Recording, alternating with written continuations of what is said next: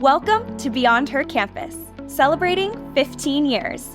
I'm Julianne Scriven, the Community Director at Her Campus, and we're excited to bring you this inspiring episode of our limited series podcast celebrating 15 years of Her Campus.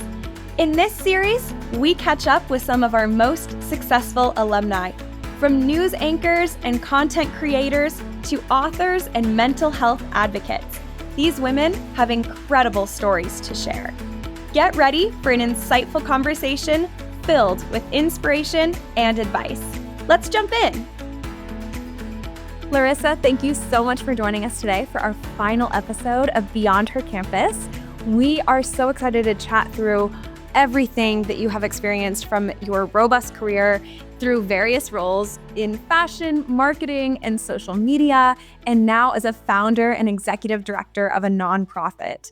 I cannot wait to hear a little bit about the work that you do. Let's start with your nonprofit, Half the Story.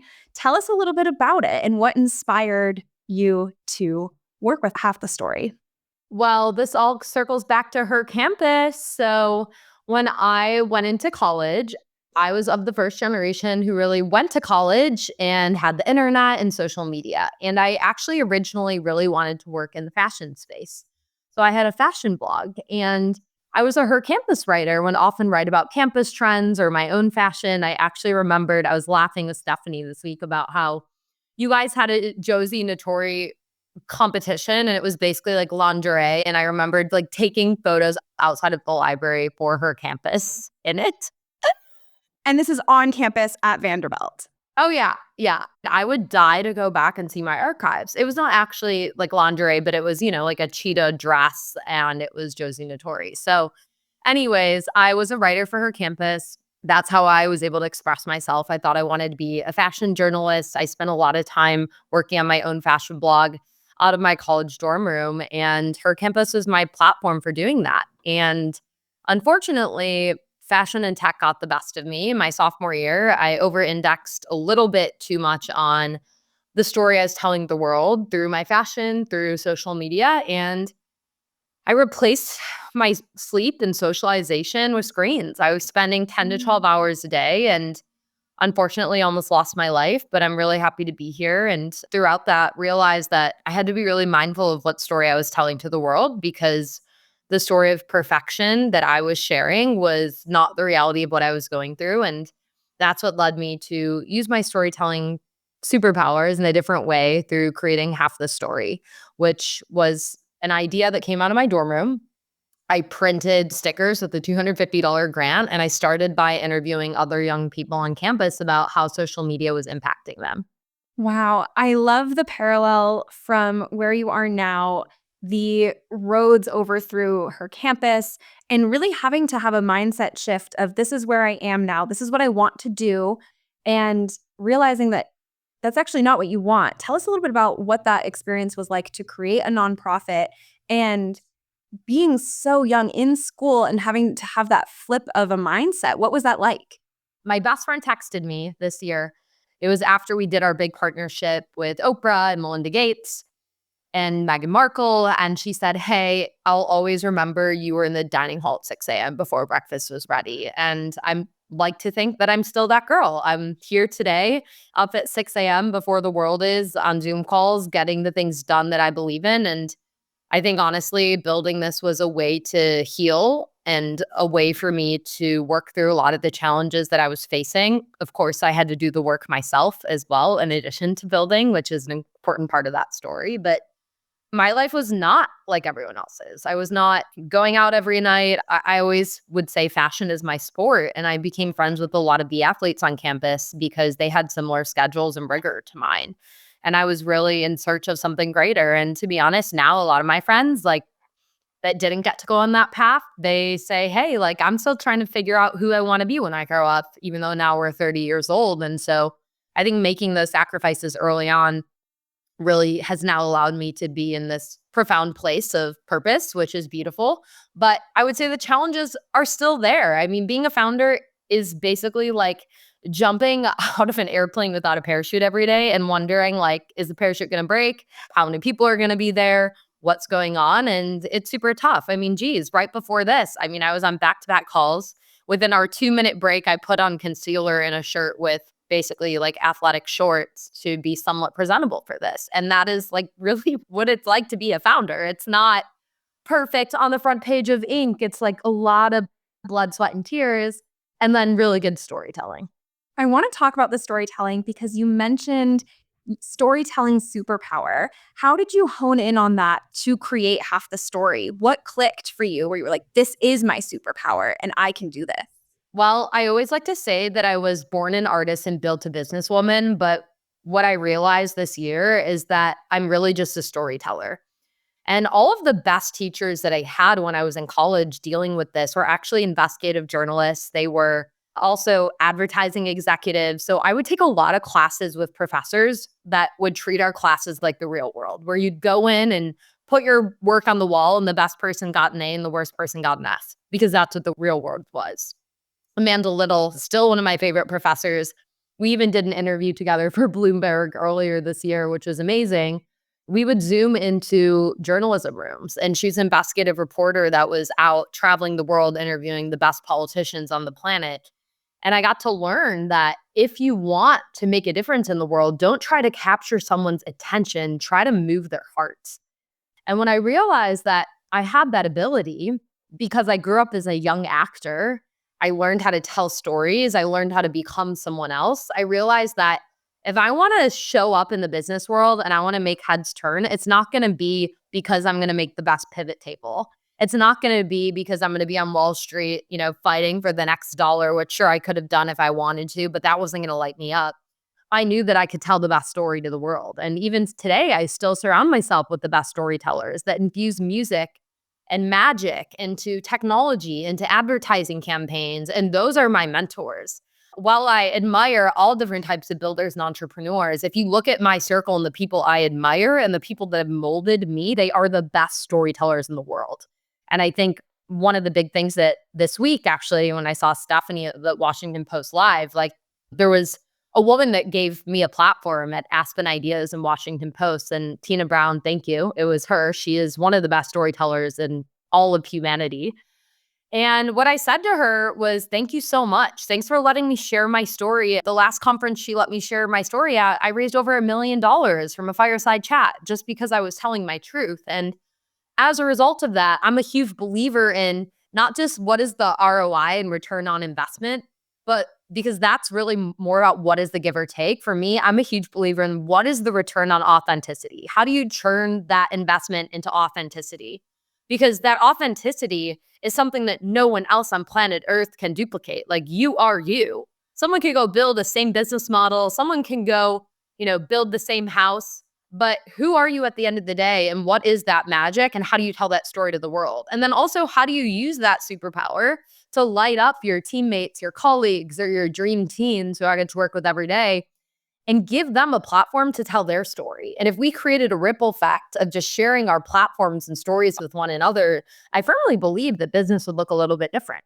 Yeah, I agree that business could look different, especially when you are surrounding yourself, as you mentioned earlier, with people who are inspirational to you and can mold you and mentor you in the area that you want to be. I love that you called out the people who you wanted to be with are also in that same storytelling superpower vein. You're not looking outside of that because then you can hone in on that authenticity and the return on authenticity, which has led obviously to Half the Story celebrating its 10th year anniversary. What did it feel like to celebrate such a huge milestone? It was more important than any other milestone that we had this year. And I think that is the return on authenticity. And for so many of us as founders, I think you chase, for some people it's the exit, for some people it's the Series A, for some people Half the Story is a nonprofit, so that none of those things apply. It's really about impact. I got to launch and do a partnership with one of the biggest girls organizations in the world, which is amazing. But I will still say that 10 years meant more to me. And the reason why is because behind those 10 years has been so much struggle. Like, I had to really fight to want to continue that story and to share it with the world. And I think being a founder is really a spiritual act. It is something that requires every ounce of not just your being, but your soul. And half the story has taken that to be where it is today. And we still have a massive place to go. And I look around now at a team that's honestly much more brilliant than I am and just feel honestly a little bit in awe of what we've created, but also a drive to keep changing the world. And I think it's that combination of appreciation and awe with drive, which is really where innovation and magic lies. You shared that you had to work through who you were presenting yourself on social media to find your authenticity and thus create the return on authenticity. The term digital wellness is the core of the work that Half the Story does. What does this term mean to you, and how can listeners work on their own digital wellness? Digital wellness is wellness, period. And if there's anything that anyone takes out of this today, digital wellness is wellness. I love that. To zoom out, we spend more time on these devices than we do anything that it really takes to be human. Sleeping, socializing, moving our bodies. So we need to start really taking a critical look at what we are doing on these devices, and are they supporting our humanity or detracting from it? To me, digital wellness in very simple terms is the ability to cultivate mindful relationship with technology so that technology supports your overall humanity or human flourishing. And what I mean by that is, let's apply mindfulness to the digital world. If you decided to pack yourself a healthy lunch today, let's think before we pick up our device. And it's really about a mindset shift, not just one small answer of take phones away or have your screen time be X, but to apply intention in everything that you do in these digital platforms. And what we do see is that by applying mindfulness to the digital age, like building speed bumps into the digital world, getting kids to actually analyze and look at whether something is AI or not, being able to develop that muscle of mindfulness can create mindful modifications and digital wellness over time, which is the antithesis to apathy and the business of digital sickness, which is what we all live in. Yeah, I am curious if you can give an example of how someone can work on that mindfulness. It feels to me, my instinct is always to grab my phone to check something if I'm in between a meeting, or Yeah. if I am at a dinner with my friends where I am waiting for my food. Of course, I want to interact with them, but it's almost like a constant, oh, I should check what everyone else is doing. So, what's the first step in creating that new habit and that mindfulness? Yeah. So I think in our society, we often think through the lens of what do we need to take away or what do we need to stop doing? And when it comes to digital wellness, I like to think of like what can we add to our lives and what can't we be doing? And I think some of the simplest examples of that are for a kid or an adult to always have something with you that allows you to take your attention when you put your phone down. So that could be knitting, that could be needle pointing. That could honestly be carrying around, which is what I do 90% of the time, a bunch of little letters and notes that I then am going to send to families and friends so that the in between moments that I spend on the subway or at the dinner waiting for the colleague are spent writing letters and sending them. And that's a very productive way to use my time because I'm like, great, I just wrote a thank you note to an editor. Bam, got that done in the downtime. So productivity is where I kind of channel that in between time. But there's also the ability to really hack your technology. And there is a concept of mindful technology or active technology consumption that I think is really important that we need to define here. When I started this work, I realized 70% of the time that I was spending online was mindless. What I mean by that is that I had no purpose. I was going there to numb out because I wasn't dealing with the emotions that I was dealing with in the real world. So I had to decide, like, how do I go from passive tech consumption, which is where a lot of us spend our time, into active tech consumption? So I'm going to give you an example of that. If I'm feeling depressed, Yeah. I can do one of two things. I can pick up my phone and scroll mindlessly, which sometimes happens because that's depression. Or I can pick up my phone and say, hey, I'm going to listen to binaural beats and meditate. In both instances, I picked up my phone. The mindless scrolling is going to lead to more darkness. The mindfulness use of that platform is going to lead to a more positive outcome. My goal as a human with kids is to get our kids to pick up that device and lead to a positive outcome more than they do a negative one. It's not just get off your screens. Of course, that's a great North Star, but what I really believe is that we have to be realistic. Tech's not going anywhere. And so if we can get kids to start thinking about that mindfulness and those very micro behaviors out of the gate that we can see real change over time. I really appreciate your transparency with that because it almost feels too daunting or too high of a mountain to climb to say, like, I'm done with my screen. I'm not going to look at it. And it doesn't feel realistic, especially for those of us who work in media or work in the lens where we are on our computers all day. I love the shift of, okay, I've picked up my phone, but what can I do that is not going to send me down a rabbit hole farther? What can I do to, like, when I set my phone back down, I've come out of it with something that I needed. Yeah, like, am I going to go in the rabbit hole or am I going to plant a sunflower today? Like, which one of those things? And so I think we all want more sunflowers than rabbit holes. I agree. I like that thought process too. And I'm going to remember that for when I am picking up my phone because I just need something to occupy. But I also love the idea of handwriting cards, knitting, maybe it's taking your Kindle next time, finding ways to, like, make those in-between moments special to you and not wasted time. So Yeah. I really like that. Your team at Half the Story have been huge advocates for creating better policy for online protectors for kids and teens. Earlier this year, the Kids Online Safety and Privacy Act was passed with an overwhelming majority in the Senate. How did that feel to hear that news? I mean, at Washington Post Summit last week, I was laughing a little bit because about 2 years ago at this time, we were at the White House trying to work on advocating for this. And there's still so much we have to do.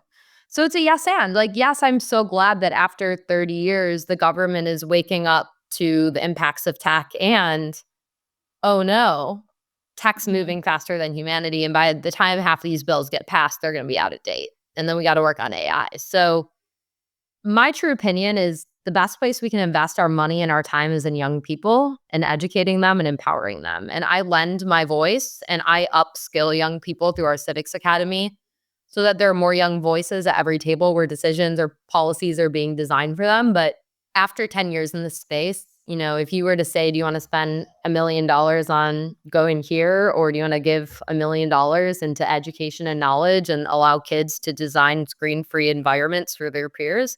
I'd put it in the teens' pocket 10 times out of 10. Wow. What have you learned from doing policy work as well? Well, one of the things I've learned is that technology is the most powerful government in the world, and that there are a few people that have concentrated power that are impacting humanity's human experience.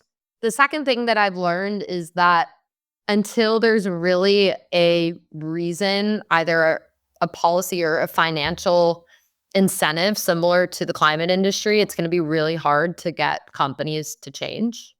The third thing I've learned is that every person sitting in power has a different experience with the digital world, and a lot of them are not in touch with that reality because there's just a generational gap. And I do think that intergenerational connection, collaboration, and friendship is actually really critical, and one thing that's missing in the digital world, in the world of digital activism, so that we could better educate our peers, but also people of different generations about our challenges, because that's how we're going to create real empathy, or whatever that ROA is, that will hopefully drive action, to allow those people to see their little granddaughter in you or their daughter in you is one of the most powerful, I think, human experiences that we can create. Yeah, I really appreciate that you mentioned the cross-generation impact with this policy work. Even, right before we were chatting and you had said that some of the legislation that is being looked at is going to be outdated by the time it passes because of the speed in which technology is moving. It feels to me like a lot of this policy, a lot of this work is definitely beneficial now, but think about how beneficial it would be in 10, 20, 50 years as well. So the work does not stop just with us either. Nope. Today is day one. Year 10 and day one, my two favorite things to say. Before pursuing Half the Story full time, you were the head of marketing on founding teams for brands Otherland, Can Forex, and won the Business Insider Brand Marketing Rising Stars Award in 2023. How did those experiences inform your decision to pursue nonprofit work, and what were some of the biggest takeaways from working in that marketing space? Yeah. Well, I think what most people don't know is that I was fighting to do half the story full time that entire journey. Like I was working 80 to 100 hours a week throughout both of those experiences. And when I left Otherland, the plan was to leave Otherland to go do half the story full time. And then I met Jen and she said, you know what? I don't care. Like I told her, I was like, look, I'm building this. I want to do half the story, but I also needed to pay my bills because that, you know, that's real. And Jen said, you know what? I don't care. I like your brain and I love your heart. Why don't you just come build with us? You can do it on your terms and keep building half the story. And I felt really supported by her. And Kin was so exciting because we were at the beginning of a whole new market, which was non-alc and functional. Yeah. And Jen was an innovative and magical genius. And I knew that she was going to build something special. So in that moment, I had to kind of go with my intuition. But the world was not ready. The world wasn't ready for half the story. I was bootstrapping it on nights and weekends. I was telling my story. I was yelling it from the rooftops, but the world was not ready. After we brought on Bella and I led the go-to-market for that, Jen and I had a conversation. And I think one of the best things about Jen is that she knows when people need to spread their wings. And I think we both kind of knew that my wings and like what I had brought to Kin had reached its pinnacle and that my heart was really in half the story and that I needed to go all in on it. So I wound up leaving New York, moving to a barn, literally the roof of a barn in Sonoma, which is where I spend most of my time now when I'm not on the road. And in that process, and I did that partially because it was the pandemic, partially because paying an exuberant amount of rent while being a nonprofit CEO with like $0 is really tough. And so, yeah, I gave up everything and basically left New York and decided I'm going all in and got a little bit of luck, a little bit of magic, a little bit of divine timing. But when the world shut down, I think people looked up and realized that this is a real issue. And I think what people don't realize is that unless you go all in and like you really put everything on the line, things don't work. And that was an important learning for me of that, you know, I could do it on the side, I could build Jen's vision, but if I didn't fully pursue my vision, I probably wouldn't have like felt good about myself. And even if I failed, I probably would have felt better than I would have if I didn't try. So that's what led to it. And it took me about 6 years to get people to really believe in it. And then the last 4 have just been pedal to the metal. And my team is probably one of the most innovative nonprofit teams in the world. And I'm super grateful for that. There's not a day that I take for granted to have the minds that I do around me. We have so many listeners who want to be founders, whether that is of a company that they have up in their brain or of a nonprofit space. I really encourage them to take time to think through what it means to like be all in on it and to create your vision with that. You are somebody who has been able to create a successful and a purposeful nonprofit. What advice would you give to those people who want to be the founders of their own nonprofit? So what I'll tell you is that building a nonprofit is the hardest thing you can do. Here's why. When you're raising money for venture, you're selling a story for a return on investment. When you're raising money for a nonprofit, you're telling a story that is a return on impact and feeling, but those people never get those dollars back. So the pool of people that can actually put money into something and never see it back is very, very small. So the first thing that I'll say is 1, learn how to tell your story and speak. Give a TED Talk, get out there, talk to local news, and get a platform. Once you learn how to tell your story to the world, start raising money as fast as you can. And if it's from nonprofit, fundraising is never done. It's not like here you raise for the round and it's over. Like fundraising is always on and forever. If you cannot raise money as a founder and recruit people that are smarter than you, your business will fail, period. And it took me a while to figure out how to raise money. The third thing I'll say is that you really need to invest in legal out of the gate. I think a lot of people build things or they have trademarks and names and they get emotionally attached to them. And I've done that myself too. But if you don't have your legal ducks in a row, the attachment and the love means nothing because at the end of the day, that's not going to be able to hold the ground. So yeah, tell your story, learn how to raise money like it's your job because it is, and get your ducks in a row. Yeah, I really like the three pillars of that because it is actionable. Every single one of those things is actionable. And I also think for young founders, it provides a good base layer of don't get excited until you know everything legally is going to check out and learn how to tell your story that is actually going to touch somebody to bring onto the team. Yeah. And I will tell you, the hardest thing as a founder is going from 0 to 1, like $0 to $1, 0 employees to 1 employee and 2 employees. It's scary to be a founder, but you know what's even scarier? Being a first employee for a founder. So I'm actually building a whole other business that I have a co-founder for, and it feels really nice because, you know, the bad days are not just me going home to my husband and crying, but me being like, this is hard. Is anyone ever going to want to work for us? All of those things. And like that's it. And I would say too, like choose your co-founder wisely. I think some people jump into co-founders because investors want to see founding engineers. Like if you can't trust that person with your entire life, like not just the business, but your core values and your integrity, do not partner with them. It does not matter how smart they are. It really doesn't. At the end of the day, business is built on people, and there's a lot of good people in the world with great intentions, and there's also a lot of like good business people that don't have great intentions, and I would just say like values are so important, and I don't think people stress that to me enough in business growing up. It was always like find the best person, do this, do that. But if you have the best person from the outside and the worst person from the inside because they haven't done the work, it will kill your culture. How did you approach a co-founder and know that our values are aligned? We can get started on this. Yeah. My co-founder of my new business is my best friend of 5 years. He's an addiction psychiatrist.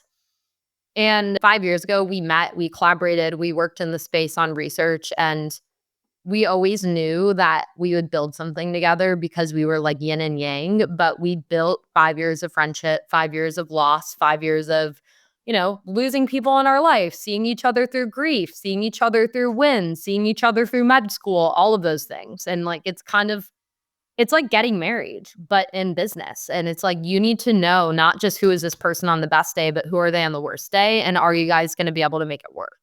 Yeah, I like that you had that foundational layer because I think it's not a relationship where overnight can happen and can work. You need that time. You also really do need to understand like how is this person going to react when things go wrong? And how am I going to be able to support them? But also how are they going to be able to support me? And that's how will we both support the team and the mission. Yeah. And how are we going to go from supporting me and me to we? And it does get tested. And I think you have to be able to sit down, and it's like any good relationship, and be like, this thing is not working for me. Or, hey, like, let's write emails to each other if it feels more comfortable than talking about it. And then let's process it and then let's talk about it. But yeah, I mean, it's actually my new assistant that asked me the question, like, what are you like on your worst day? And I'm forever obsessed with that question now because I think it's important. And on my worst day, I like barely respond to people and give them one word responses. So that's me. But it can be worse. So make sure you know what you're walking into. I think it is really impactful for folks who are about to graduate college, maybe are in their first stage of their career, to understand what does my worst day look like and how do I react to those things. And I think it becomes very definitive for you. And you also kind of know what to look for, whether that is in a job or in a person or just a coping mechanism. And it all can kind of lend into your digital wellness and wellness in general. It is the most purposeful, beautiful thing in the world to be a founder, and it can be really painful. So who you decide to build with is everything. And also like building a space as a founder where you can be like, yeah, I'm having a hard day, or like I've been depressed for a week, is actually really important. And taking time away. I'm actually going on a meditation retreat for 2 weeks on Monday in Japan with Buddhist monks. So I'm out. That is the coolest way to spend 2 weeks. I am so excited for you. This actually kind of lends into our rapid fire questions that we ask every person who comes onto the podcast. And one of them is, what is something you're looking forward to? Besides your retreat, what is something you are looking forward to? I'm looking forward to going to a pug cafe in Kyoto. Oh my gosh, amazing. Yeah. I'm obsessed with pugs. I have two. What are their names? Poncho and Tito. Perfect. Are they also attending the Pug Cafe? I mean, I wish. It would be a hard sell to bring two pugs two pugs on a plane, even though one is here with us today. Yeah, one is a guest of the pod, a friend of Beyond Her Campus. Yeah. My next rapid fire question for you, Larissa, is what would you tell your 21-year-old self? I would tell my 21-year-old self to play the long game. I like that. I like that. And lastly, can you tell listeners where they can find you and keep up with your work and with Half the Story? Yes, you can find me on social media at Livin' Like Lars or Half the Story, Half the Story.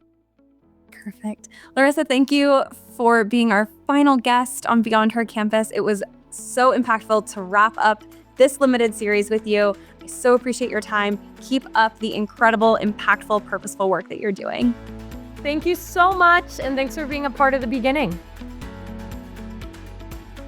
Thank you for joining us through this special limited series podcast. We hope you've loved every conversation as much as we did. If you missed any episodes, be sure to check them out on your favorite podcast platform.